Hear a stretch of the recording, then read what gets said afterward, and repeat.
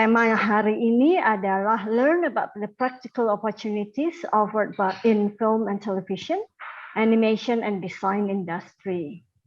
With me today, we have our guest of honor, Mr. Adrian Gong, the Coordinator of International Business Development, UniSA Creative and Future Education. Okay, so without further ado, let's welcome and invite Mr. Adrian Gong to the floor to introduce us to learn about the practical opportunities offered in film and television, animation, and also design industry. Adrian, the screen is yours. Fantastic. Thank you, Lani, and also thank you, Donnie, and thank you for your attendance in today's webinar. So yeah, I will go through everything there is to know, or hopefully cover all of your questions to your program of choice. So yeah, we're going to cover a range of things. We're going to do a Q&A at the end. We're going to cover the destination, because there's a bunch of things you need to consider when you consider a place to study. So obviously the destination, the university, the programs, the practical opportunities, scholarships are obviously important as well. So yeah, we'll cover all of those things. So yeah, we'll get started. So yeah, so first it's obviously worthwhile knowing where we are, and I'm sure a lot of you know where we are. So Adelaide, we're 1 hour to Melbourne and around about 2 hours to Sydney, and quite a short or reasonable flight to Jakarta. I think it's around about 7 or so hours, so not too bad. All right, so well, hello from the 3rd most livable city in the world. So we got ranked that a few months ago, so we're very, very proud of that. This is the city centre of Adelaide. It's quite compact compared to Jakarta, but it's still big enough to have plenty of opportunities for the students. So just a bit of geography. So 20 minutes in that direction, we've got the world-class beaches, and 20 minutes in the other direction, we've got hills and hikes and waterfalls and those type of things. We've got free public transport in the city centre on trams and buses, and also free Wi-Fi in the city centre also. So students love those freebies also, as you can imagine. In terms of affordability, we are 16% more affordable than Sydney and around about 13% more affordable than Melbourne.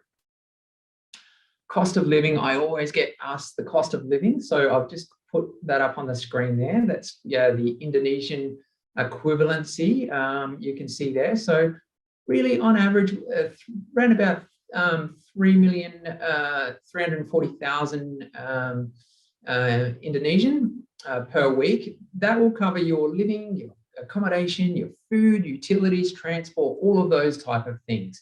Now, when you consider you're actually allowed to work part-time while you study, and most of our international students have a part-time job and work part-time, and that should cover your living costs. So on average, minimum wage is $20 an hour. So generally that should cover students' living costs. They get significant discounts on public transport using your student ID card, which will have your photo on there as well. Yeah, so a very sort of green and environmentally friendly and yeah, fresh place. So that's a bit about the location. Now a bit about UniSA. So why UniSA? We've got many international students studying with us. So we've got 37,000 plus students.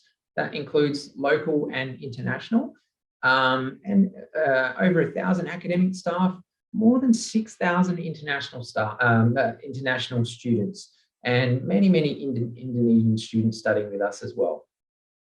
So rankings are important. It paints the quality of the institution. So we're in the top 50 under 50, which we're proud of. Number 2 in all of Australia for quality education. So yeah, we're really happy with those rankings as well. Top 10 young university in Australia as well. Obviously, you want to get a job when you graduate. So we're top 5 in graduate employability. Yeah, so some good rankings there. This just sort of paints a picture. We provide a lot of practical internships. We've got a lot of partners, over 2,000 industry partners around Australia and also overseas. Things like mentors we set our students up with, and those type of things. Facilities are world class. Spent a lot of money on new facilities to keep our students really, really happy and engaged. Now, obviously, the area that we're talking about today is creative arts, so design and film and television, and also illustration animation. So it sits in an academic unit called UniSA Creative. And our students in this discipline in UniSA Creative really do cross-collaborate with each other. Yeah, so these are all the disciplines in UniSA Creative. But today, we're just going to talk about these disciplines. So we've got Bachelor of Design in Product Design, Communication Design, and Illustration Animation, and also the Master of Design in those areas. Now, excuse me, rule of thumb is you don't need a portfolio for the undergraduate, but you do need a portfolio for the masters. As you can see the online screen there, so the Master of Design is run fully online. If you wanted to start online and then transition onto campus at a later date. We're also going to talk about the Bachelor of Film and Television as well, and obviously illustration animation. So facilities are world class. We've got some beautiful big facilities on campus with studios and workshops, and also, yeah, some other facilities on campus as well. So this is one of our workshops. This is so we've got digital and also traditional workshops. So essentially students spend their time in the studio space. They come up with their design ideas and they're in collaboration with the teachers. And then they bring their design ideas down to the workshops. We've got a digital workshop and this is the traditional workshop. And they come up with prototypes, models, and also sometimes production items at the end. Students have 24/7 access to the studio space. So each year level has their own studio space. And our students do spend a lot of time in these studio spaces at all different hours throughout the night as well. Facilities, again, world class. On one of our other campuses, really close to the city, we've got our film and television studio. And it's one of the largest green screen studios in South Australia. And our students use that. So our journalism students use that front of camera. And our film and television students get to practice their back of camera skills. There's also motion capture technology in here. So, you know, where they've got the black suit on and the white dots. So yeah, we do have that motion capture technology as well. All right, so internships are really, really important and you would know that yourself. So yeah, with the Bachelor of Design, there is a 180-hour internship, which is optional, and also with a Master of Design, same 180-hour internship, which is optional. Bachelor of Film and Television has an 80-hour internship. Students need to get a GPA of 5 by their 3rd year, and then they can get the internship. So how it works with the internships is students use one of their electives to select a internship. So you can see just some of the selected partners listed there. All right, so this is a partnership I'm super, super happy to share with you. So this is with Rising Sun Pictures. These guys are one of the absolute leaders in VFX, visual effects in Adelaide. They've worked on over 120 Hollywood films. So we're talking some major blockbusters. So things like, you know, Game of Thrones, X-Men, Mortal Kombat, the whole Harry Potter series. In fact, just I think last year or just before the pandemic, we had over 50 of our film and television students working on the Mortal Kombat film. We had a bunch of our students working on Zac Efron's latest film, which is Gold. So yeah, they're getting world-class experience working on these films. So Rising Sun Pictures, these are some of the other films they've worked on. So some really, really big films. And these are just some of the recent projects our very own students have worked on as well, whether it's been production, post-production, or working on the visual effects. In 2020, our students worked on some of these quite big films as well. So yeah, rest assured, if you're interested in film and television, I don't think there's anyone in Australia who can compete in this space, and I'll tell you why. All right. So the first point there. So you can either specialize in film and television production or in visual effects within the Bachelor of Film and Television. It's a 3-year program. It's IELTS 6, $28,000 a year. I will be telling you about some scholarships as we go through. But yeah, that second point down is the reason why I think no one else in Australia can compete with us in this space. So our students have the opportunity to spend their entire final year at Rising Sun Pictures. So as you can imagine, some of these students do get jobs afterwards, with that great experience. All right. Students actually can also get to create their own short film, and this is in partnership with We Made a Thing Studios. This is another partner, and this is, you can see our students here attending their own film festival, a film premiere, all looking quite proud of themselves. So yeah, that's another really good opportunity for film and television students. All right. As I said, we've got a broadcast standard film and television studio on campus. Our students actually work on a nationally filmed shows, such as the SA Sports Show, which is broadcast nationally on Channel 44. So they're working on things like directing and lighting and stage management, back of house skills. This is our students working on a movie on one of our campuses and at Rising Sun Pictures as well. So the industry partners are really unmatched.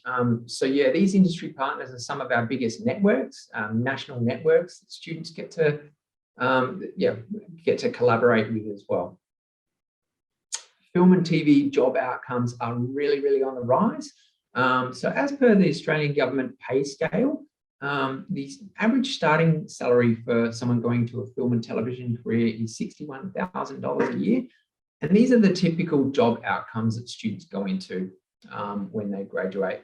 Probably not director straight away, more sort of VFX, cinematographer, those type of things. That's for the film and television pathway. And for the VFX pathway, you've got the jobs listed there. So since 2015, over 90 of our graduates have got jobs in the VFX industry in Australia. And our students have essentially worked on every South Australian film over the last 2 years. All right, so that's film and television. This is the Bachelor of Design, Illustration, Animation.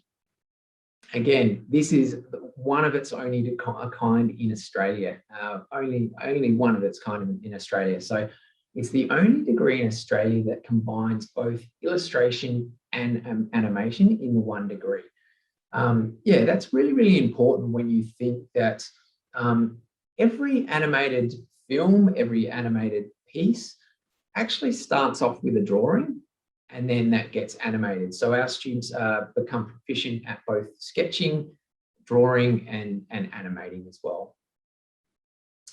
All right, so some of the careers that our students can come into once they graduate from this program include things like comic book publishing, even things like children's book, gaming graphics, animated cartoons, advertising, you name it. So yeah, there's quite a few different areas that the students can go into. So as I said, when you think every cartoon has started off with a sketch and then it gets animated, you can see the amount of job outcomes that can come out of that. Now I'll try and play this video. I'm not sure if it will work, but we'll give it a try. And no, I think we'll skip past it. So some of the career outcomes our students have recently gone into, and typical career outcomes for this pathway include those things listed on the screen there. So yeah, really quite varied.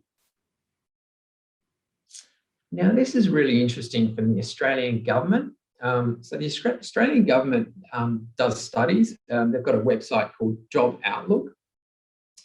And within Job Outlook, it essentially shows the future projected growth, anticipated growth, and the weekly pay for a particular job. So on the screen there, you can see graphic and web designers and illustrators, and the weekly pay and the growth rates as well. So yeah, Bachelor of Design has some other specializations. Excuse me. So we've got product design, and also communication design. And then the Master of Design. So students do need to have a background that is similar to the area they want to go into. So the Master of Design are 2-year programs. Students need to provide a portfolio, so around about 15 images of their previous studies, and they need to come from a similar background that they're wanting to go into. So for instance, if they're wanting to do the Master of Design industrial design, they need to come from similar backgrounds like furniture design, product design, those type of areas. So yeah, as a design school, we are one of the oldest and most prestigious and established design schools in Australia. So we were, before we were a university, we were an art design school since the 1800s. A lot of history to draw on. We're top 10 in Australia for art and design. And our students really do have the opportunity for a lot of internships and those type of things. Yeah, so this is actually showing one of our I think it's one of our Chinese students actually, who is a product design student, and she's in our workshop on campus.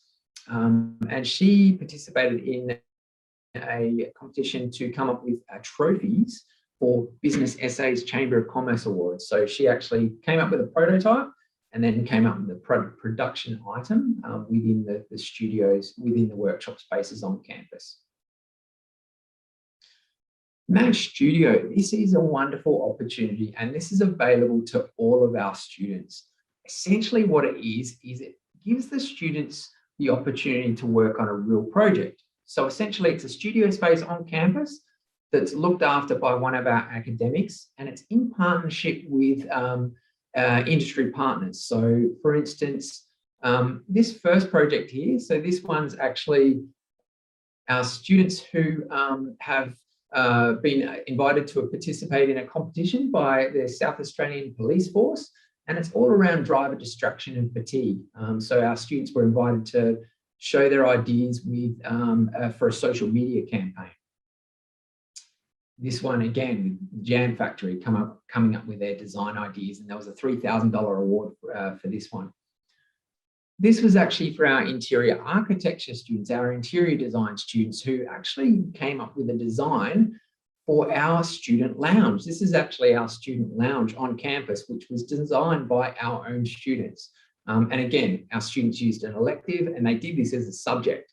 So yeah, really, really good opportunity for the students there. So design and construct, this is an opportunity for practical experience working with real clients on real buildings. And this is for our interior design students, our industrial design students, essentially, where they can actually work on these real buildings. So this workshop is on our campus, and the students, they construct a building and then they deconstruct it, put it on the back of a truck, like almost like an IKEA project, take it out to a remote location, and they build it on site with their clients. And this is one of the buildings. This was actually an Aboriginal, this was an Aboriginal project, yeah, for our Aboriginal rangers. And you can see our students out on the site, all very happy with themselves. So yeah, they're getting great technical experience, but also that practical and also client relation and negotiation skills as well. Industrial design, if you're interested in industrial design, we are a leader in this area. In fact, the program director of this program used to be employed by BMW, designing the BMW cars. So yeah, he is a leader in industrial design. Obviously, industrial designers design anything we use on a daily basis, whether it's, as you can see there's a glass top pool table. There's glue guns, there's a bathroom. This is another project our students have recently worked on. So it was our industrial design students working with engineering students, and they participated in the World Solar Car project. So yeah, they designed a solar car and they raced it around parts of the world. So yeah, what a great opportunity. Industrial design students helped design some of the outdoor furniture around Adelaide in collaboration with an industry partner, Spark. some of our graduate employment outcomes you can see listed here as well. As I said, our interior architecture students, they get a mentor. We give them a mentor in their final year. As you can see, that's the student lounge that was actually designed by our interior architecture students. Our interior architecture students are actually currently working on the interiors of the local buses in Adelaide with a group called Bus Tech. So yeah, again, another great practical opportunity for our students. So yeah, another one of the specializations in the Master of Design is the communication design. So this is essentially designing anything that communicates a message, whether it's three-dimensional, whether it's print, whether it's digital. So yeah, our students become proficient in designing for things like branding, merchandising, even web design. So as you can see, the job outcome is looking good as per the Job Outlook, Australian Government Job Outlook site for graphic designers, web designers, and illustrators. Study tours are just another one of the practical opportunities available to our design students, our film and television students, our illustration animation students. This is one of the study tours to Singapore where our students participated. They were the only university in Australia that participated in Singapore 1 year under the as part of the Singaporean government. And again, Job Outlook is looking very, very good for the range of interior designers, graphic designers, web designers, illustrators, jewelry designers. This just sort of explains that as a part of our program, we understand that your qualification doesn't automatically mean a job. It's so important to get that experience throughout the program that's built within the program. The contacts, so introducing you to some of the contacts that you might hope to work with, and also things like interview prep. That's how we're getting these really high job outcomes. So yeah, within all of the programs, there's built in, so students have the opportunity to use an elective to do a design and construct. That was the practical building opportunity for interior architect and industrial design students. There's the Match Studio projects, a whole range of projects where students can pick and choose practical projects they want to work on with various companies. Internships I spoke about as well. The great thing is our teachers are also practicing artists and also designers with a lot of really great connections in the industry. All right, so that was talking about the disciplines more so. Now we'll just focus on the scholarships. So we have an international merit scholarship, and this is a 15% fee reduction from the entire degree. And this is eligible for all students who have achieved quite well in their previous studies. So you can see the requirements there for bachelor and also for master's students to receive the International Merit Scholarship. So yeah, Indonesia High School 12, a GPA of 80, and then you can see the requirements for the 15% scholarship for masters also. Students don't need to apply separately for the scholarship. We will just look at their results. We will offer them a place in the program and then offer them a scholarship if they're eligible. This is another one of our scholarships. It's actually our Vice Chancellor's International Excellence Scholarship. And this one's a 50% reduction from the entire degree. Now, this one requires really high results in your previous studies. So yeah, you can see the requirements to get the Vice Chancellor's International Excellence Scholarship. And as I said, it's 50% off the entire degree. So studying online, we understand that we're not exactly sure when the borders are opening. There's certainly some positive rhetoric going around in terms of when, you know, we're hoping sometime next year the borders will open. But look, studying online, you can certainly start online, and when the borders do open up, you can transition onto campus. The good thing about starting online is that they are significantly reduced subject fees. So per subject, you're looking at $2,875. So yeah, that's about a 25 to 40% savings of studying in person. But as I said, as soon as the borders open, then we'll transition you onto campus. We understand that sometimes studying online can be tricky and can be daunting.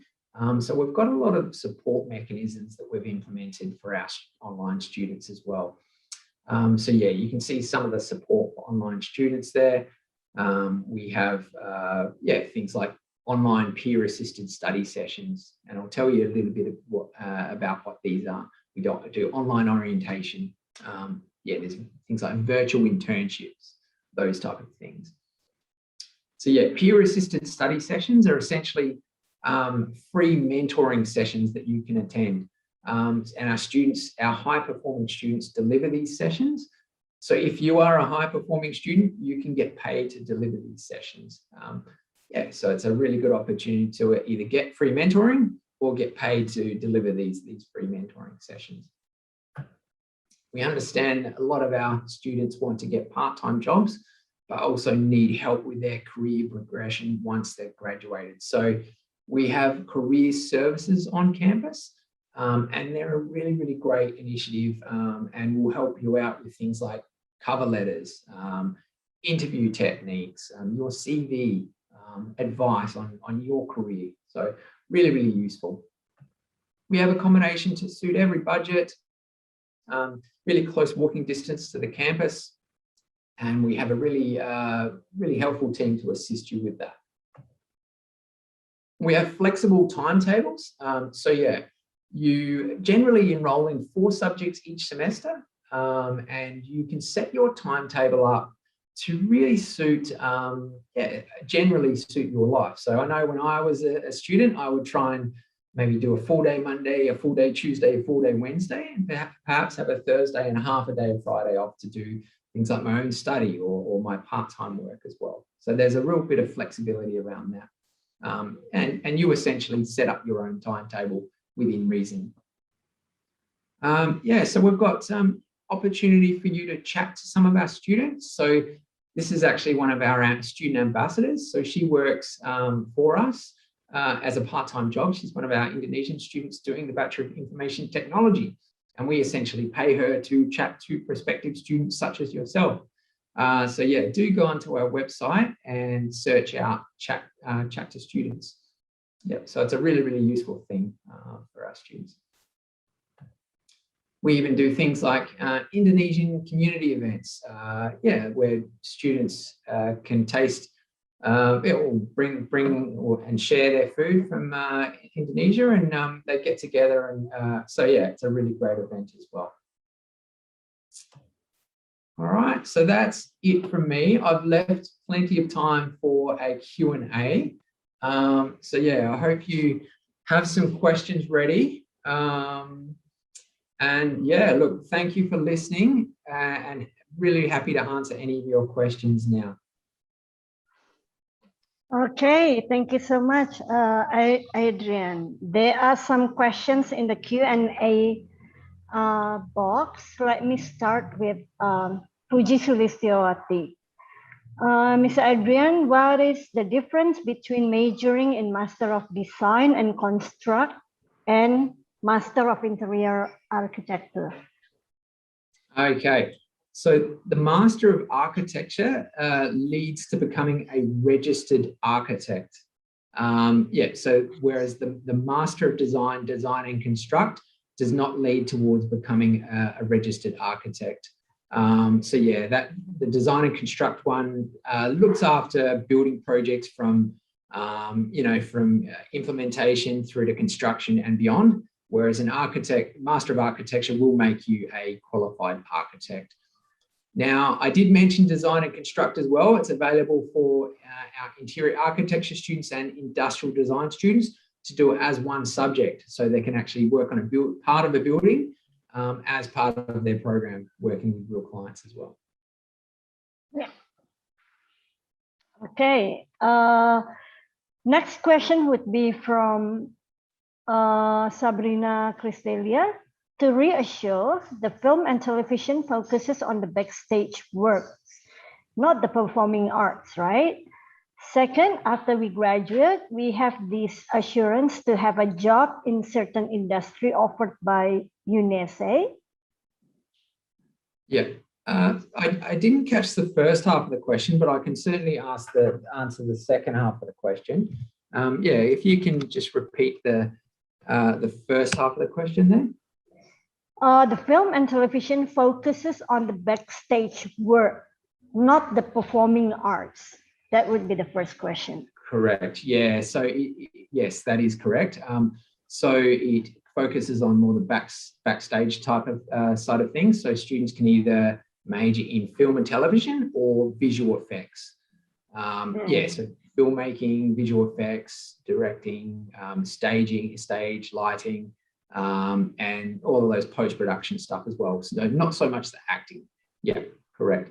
And the second half of the question is, yeah, look, we wouldn't actually find a job for our students, but we'll help them out as much as possible through our career services on campus. So yeah, universities in Australia, yeah, generally won't find a job for the students once they graduate, but yeah, we've implemented career services, which are really, really useful in assisting our students as much as possible with interview prep, CV, resume preparation, letter, that type of thing, and some of the latest vacancies as well. Right.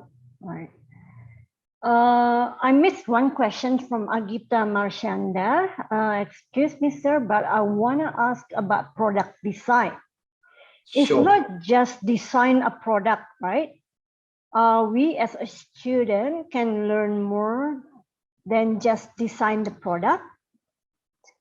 Yeah. So with the Bachelor of Design, Product Design, you will major in product design, and a lot of our students move on to industrial design after that because a lot of them want to go into industrial design. So yeah, a lot of the program will be around designing products, but there is a bit of flexibility built in there as well that you can do other subjects. But yeah, generally the students that go into product design, they are passionate about designing products. Yeah, and they develop their prototypes and their models in our workshop, and they actually even sometimes do the production item in our workshop as well.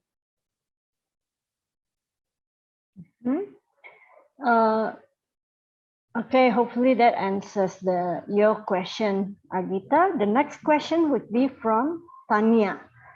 Tanya Dewanti, hi, do you accept BTEC Level 3 Foundation Diploma in Art, Design and Media Practice as an eligible graduation certificate for bachelor degree in art programs?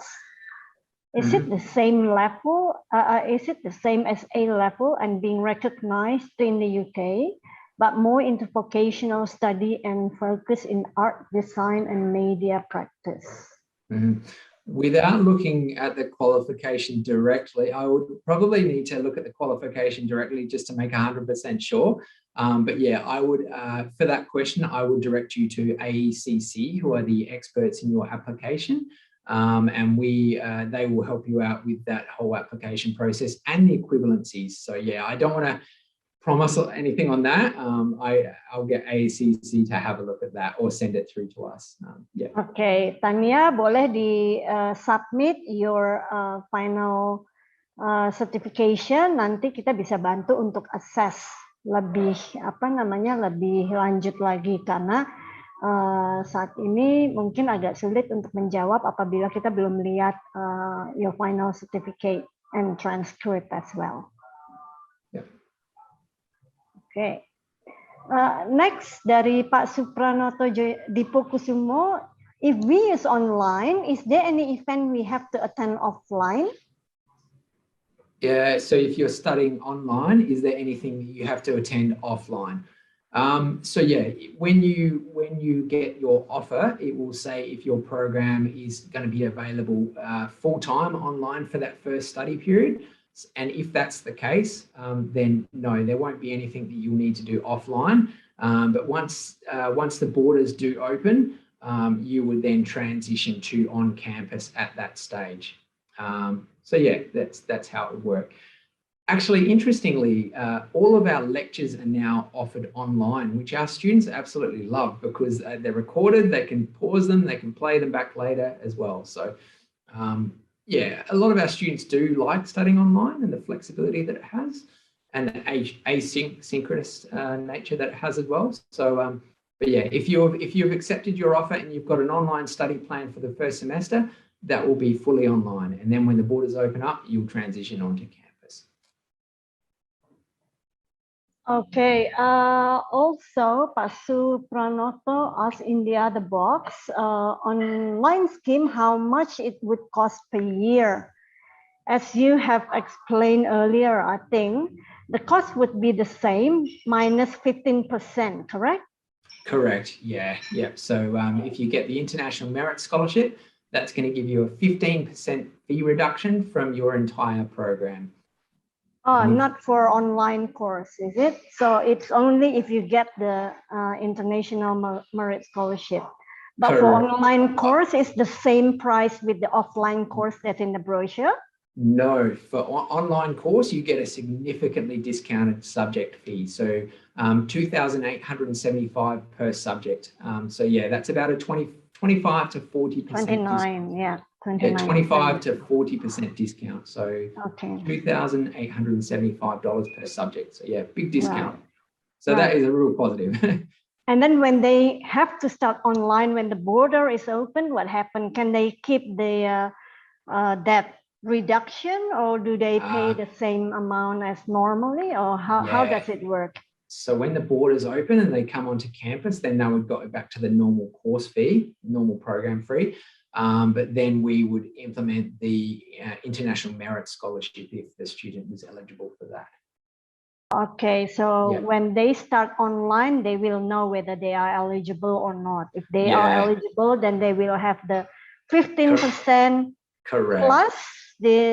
plus the online special discount, or it's included. Or how does it work? So if they start online, they get the online special first, the 2,875, and then they transition on to the discounted rate, 15% fee reduction for their onshore. Yeah. So for the online, there won't be any merit scholarship yet, not until they start offline. Correct. Yeah. And the International Merit Scholarship will be offered on the offer letter.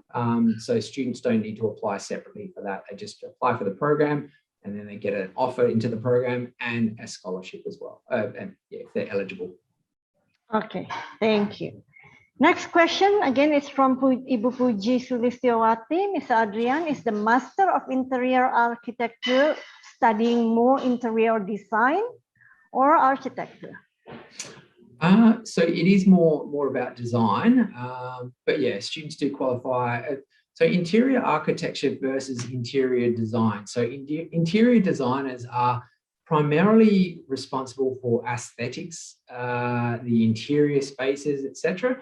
Whereas interior architects get involved before the building's even built. So things like the placement of windows, the placement of power points, lighting, all that type of stuff. Whereas interior designers are focusing, as I said, mainly on the aesthetic side of things. So our students get trained both in interior design and interior architecture. So yeah, hope that makes sense. Okay, Ibu Puji, if there is any more question, please do type in. Next question is from Grace Rani. I'm interested in taking a communication and marketing major. I was wondering, if I take this major, would there be an internship available at the end of my study? If there is, what company do you guys work with? Thank you. Sure. So none of the programs at UniSA offer an internship after the program. They offer internships during the program. So yeah, the vast majority of our programs across the university do have internships and placements during the actual program. But yeah, most universities around Australia don't offer post-study internships. So it would be while you are studying with us at UniSA. Yeah. And that would be in the second year? So yeah, probably communication design, you'd be looking probably more in the third year. So essentially a student would use an elective to do an internship. Right. Let me ask you this again. What about the process of getting the internship? Does student have to find their own internship with the assistance of UniSA, or UniSA provides students with the internship for them? How does it work? Yeah, so with UniSA Creative, there's a bit of a combination. So the student and the academic unit work together to get the placement. So yeah, it's a teamwork, bit of teamwork there. But yeah, they work together. The academic unit will assist you to find the placement. Yeah. Interior architecture students get guaranteed placements, but yeah, the design students and illustration, animation, film, television students, yeah, they sort of get assisted to find the placements. And if they don't get it, in case they don't get it, what happens? In case they don't get it, we would generally set them up with with an industry-based project. So yeah, they would be on the campus or working from home, but working in collaboration with industry on a real life project. So essentially the only difference is, rather than being on the facilities of the industry partner, they're not there physically, but they're actually working on a project with that partner. So they're still getting a lot of great contacts, great experience as well. Yeah. Okay. All right. Thank you, Grace. If you do have any more questions, please do ask. Next, from Sabrina. Does UniSA offer a full scholarship for international students? Does UniSA receive a vocational high school graduate? What is the minimum IELTS score for film and television program? The same question was also asked by Pak Supray, earlier, I think in the other box. Yeah. So in terms of full scholarships, no, we do have some full scholarships for PhD students, but not for coursework students. We only have the two white scholarships. So the International Merit Scholarship, 15%, and also the Vice Chancellor's International Excellence Scholarship, which is 50%. In terms of the IELTS requirements, for the Bachelor of Film and Television, it is IELTS of 6 overall with reading and writing as well. So it's the equivalent of that, but we do take other English testing methodologies as well. However, we've got a English training provider on campus that's called Calusa, Centre of English Language at UniSA. And so we can actually package an offer with Calusa. So students can, let's just say you got IELTS 5.5. You would generally study 10 weeks with Calusa and then transition into our program. Generally, Calusa helps you improve your English 0.5 every 10 weeks. That's the rule. Okay. Next question is from Jeffrey Rajaguguk. If I have a dream becomes the next Thor, the Avenger, famous movies actor, I would feel like Chris Hemsworth, what kind of major I will get in? I love it. But when I graduated from that major, I still have passed the interview session, right? Yeah, what a fantastic question. Thanks for that question. I love your enthusiasm and your ambition. So yeah, to become an actor, I would recommend doing the Bachelor of Arts, and you can do a performing arts major. So yeah, acting, etc. So yeah, that would be your best option if you want to be the next Thor. And you can get a double major in that one as well.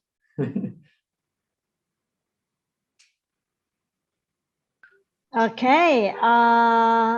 Any other questions for Adrian? While waiting for the other questions, I'd really like to ask, it seems that UniSA have quite a lot of Indonesian students from the picture that you post. Yeah. I was just wondering, what sort of programs, I mean, what's their favorite programs at UniSA for the Indonesian students? But then again, what's your strength, I mean, at UniSA? Yeah, we've got strengths in a lot of different areas. We offer pretty much programs in most discipline areas. So pretty much off the top of my head, the one area that we don't offer is dentistry and medicine.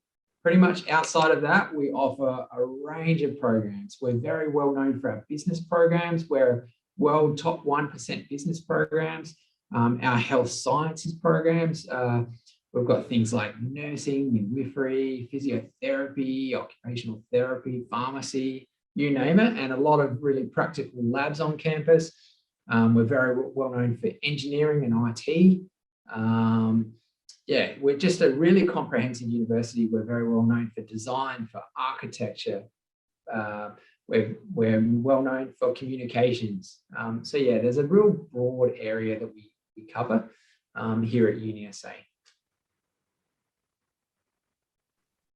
Okay, and in terms of Indonesian students, we've got quite a few Indonesian students. Top of my head, I'm not sure exactly the number. We do get PhD students from Indonesia. We get Indonesians in a range of disciplines, really. We've got business Indonesia.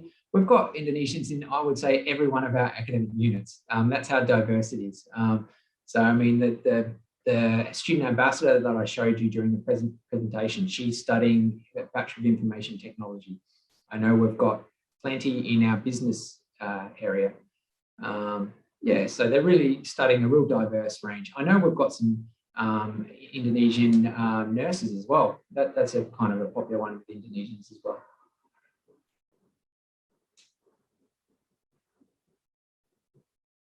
I mute. That's.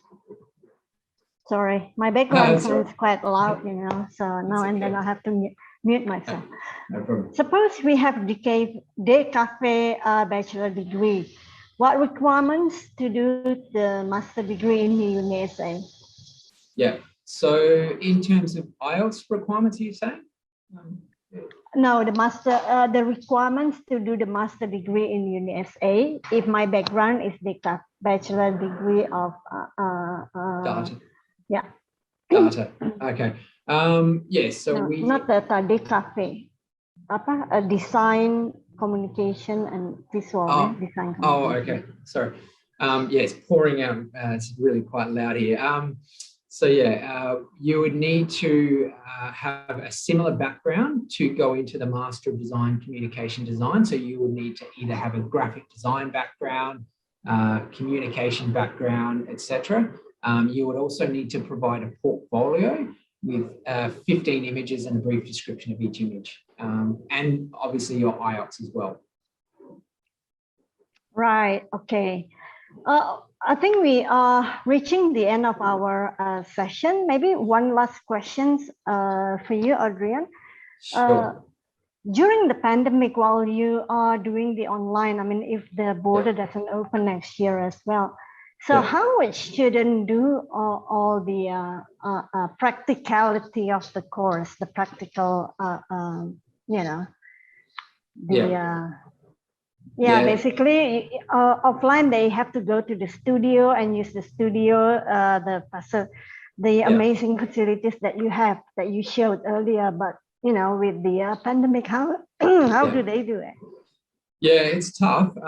Some of the programs do definitely need the student to come on campus eventually to do their practical components.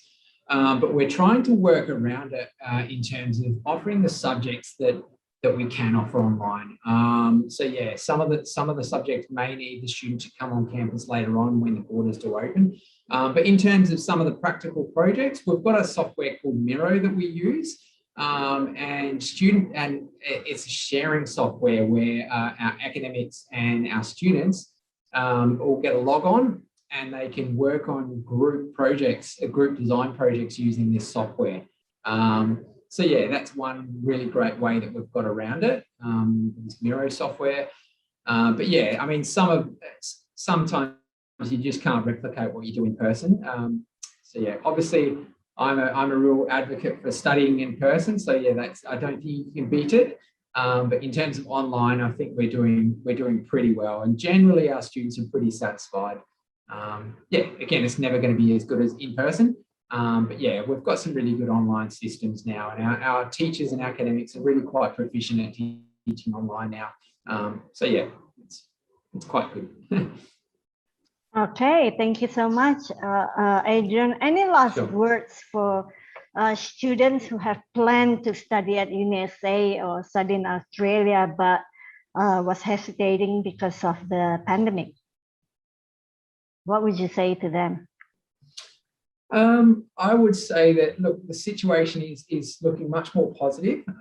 So we're getting towards, we're aiming to get towards, as a country, 80% fully vaccinated by November.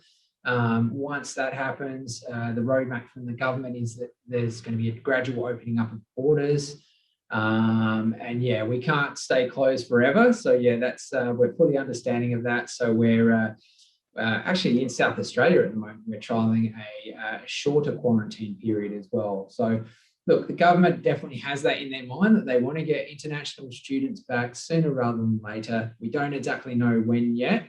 I'd be speculating, but yeah, the noises we are hearing as an industry is becoming more and more positive. So yeah, do stay positive. It won't stay closed forever. And even if you needed to do your first semester online, you know, you're getting discounted course fees, and then as soon as the borders open, you can transition onto campus. So yeah, it's definitely not all bad, and there's actually some positives to starting online as well. Yeah. Okay, thank you so much, Adrian. All right. Terima kasih sekali lagi, Adrian. Thank you so much for your time today. Dan teman-teman AECC, of course, thank you so much for being here in the platform. So everybody stay safe and stay healthy. Thank you very much, and bye for now. Bye.